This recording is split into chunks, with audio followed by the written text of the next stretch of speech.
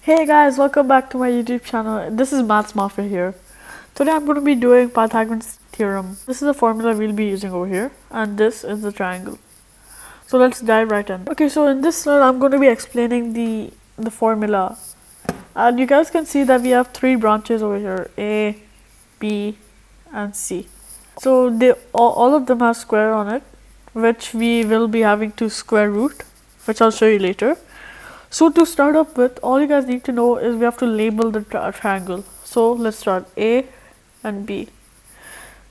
But to find C, finding C is still a bit different. So all you guys have to do, if you guys see the 90-degree angle, the right angle, always opposite that is the C. Now, C is also known as the hypotenuse. It's always the biggest line in the triangle. So as you guys can see, the height and base is labeled and the hypotenuse is opposite the 90-degree angle. So let's start. So you guys can see I have my formula over there and my triangle over here. So let's label it. Let's give A a 6, B 8. And now this is an X because we don't know what it is. So now what we guys have to do is we have to plug in the values that we already have into the equation. So 6 squared plus 8 squared equals C squared, also known as X. So let's start.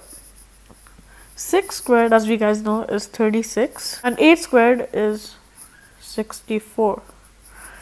Now when we add these two up, this will give us C squared. Now when we add these two up, this gives us 100.